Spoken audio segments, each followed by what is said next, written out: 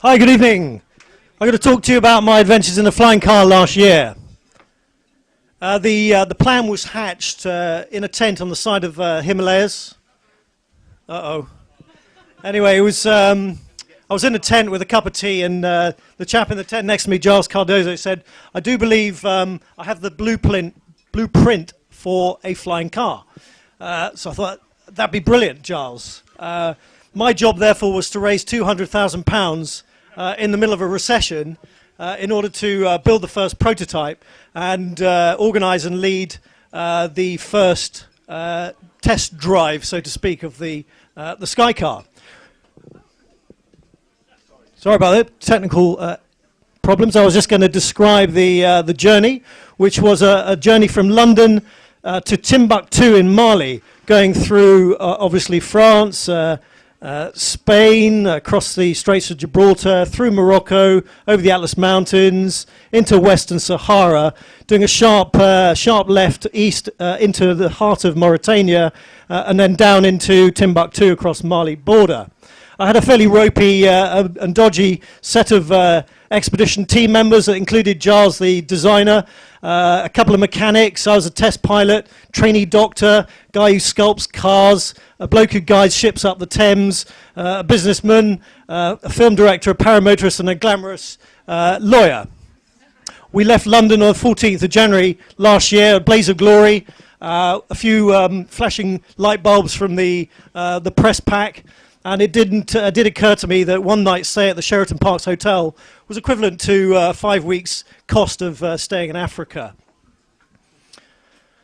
Setting off in the car to fly, very simply you switch seats from the driver's seat on the right-hand side over to the left-hand pilot's seat. The canopy parachute comes out of the boot, you lay it behind the car, throw the throttle into forward thrust, the propeller pushes the car along the runway, or whatever runway you've got, and at about 45 miles an hour, it takes off. Getting used to it was a little bit of a challenge, as you could see from this picture. Essentially, it's a very simple car to fly. A couple of pedals in the footwell, a couple of hand toggles on the up above you near the roof. But it did get some taking used to, actually.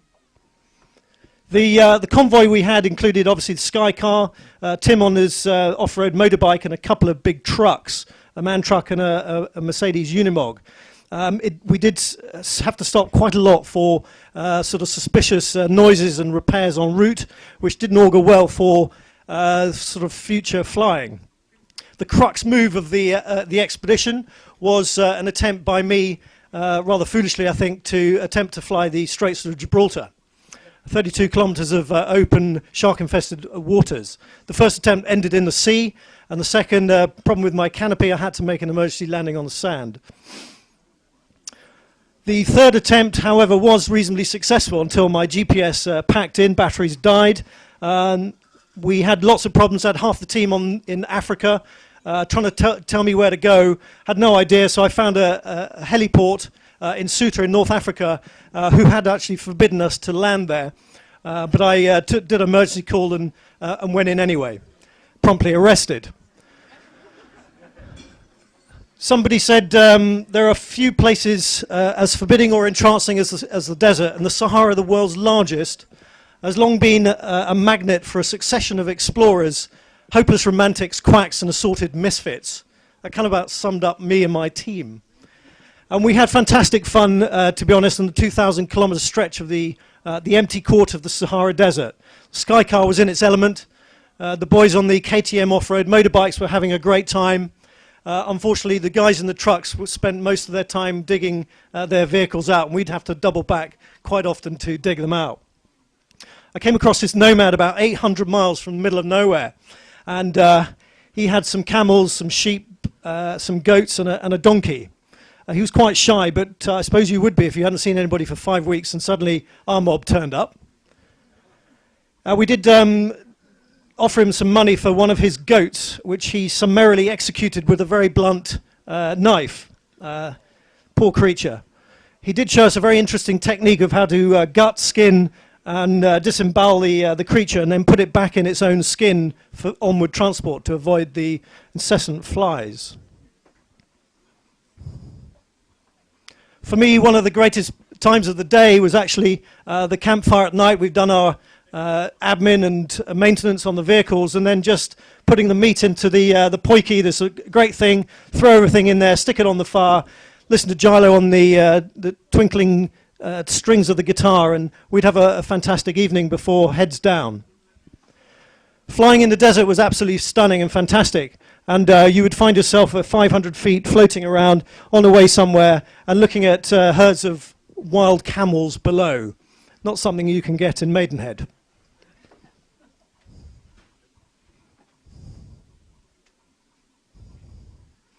I did a flight for about 30 minutes in Mauritania, landing at this second biggest rock outside of Alice Springs, and it's called Benamira.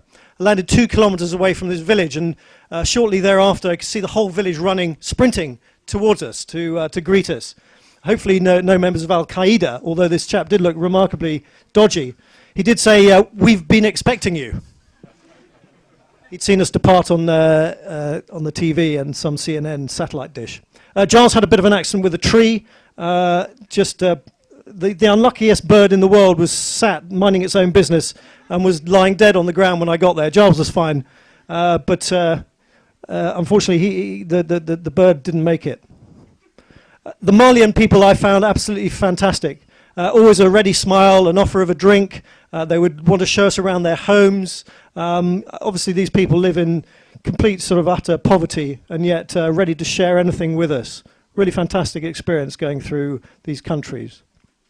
When we reached Timbuktu and the River Niger, which interestingly flows inland, obviously confusing many early explorers, we knew we'd reached our destination, and a beautiful spot in which to spend a couple of days at the end of a fairly tiring and exhausting trip.